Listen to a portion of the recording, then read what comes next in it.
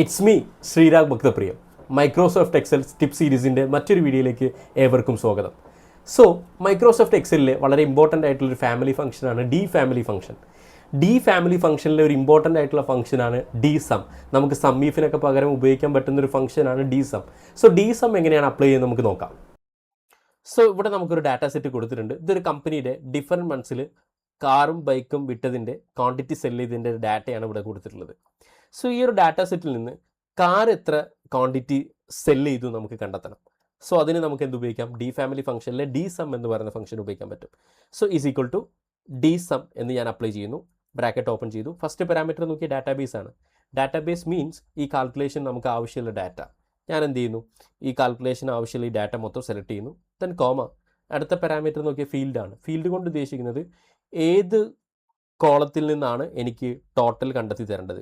അപ്പോൾ quantity sold എന്ന് പറയുന്ന കോളത്തിൽ നിന്നാണ് എനിക്ക് ടോട്ടൽ കണ്ടെത്തി തരേണ്ടത്. സോ ഞാൻ ക്വാണ്ടിറ്റി സോൾഡ് എന്ന് പറയുന്ന ആ ഒരു കോളത്തിൻ്റെ ടൈറ്റിൽ മാത്രം ഞാൻ എന്ത് ചെയ്യുന്നു? ആ റെഫറൻസ് സെലക്ട് ചെയ്യുന്നു. Then comma. അടുത്ത പാരാമീറ്റർ നോക്കി ക്രൈറ്റീരിയ. ക്രൈറ്റീരിയ കൊണ്ട് ഉദ്ദേശിക്കുന്നത് എന്തിൻ്റെ അടിസ്ഥാനത്തിലാണ് അല്ലെങ്കിൽ എന്തിൻ്റെ ടോട്ടലാണ് നമുക്ക് കണ്ടെത്തി തരേണ്ടത്. എനിക്ക് വെഹിക്കിൾ, കാർ എന്ന് പറയുന്ന വെഹിക്കിൾ എത്ര ക്വാണ്ടിറ്റി സെല് ചെയ്തു എന്നാണ് എനിക്ക് കണ്ടെത്തി തരേണ്ടത്. സോ ഞാൻ എൻ്റെ ക്രൈറ്റീരിയ സെലക്ട് ചെയ്യുന്നു. ഇവിടെ എൻ്റെ criteria G3 to G4. So ഇനി ബ്രാക്കറ്റ് ക്ലോസ് ചെയ്യുക. എൻ്റർ കീ അടിച്ചു കഴിഞ്ഞാൽ എനിക്ക് 155 എന്ന് കിട്ടും.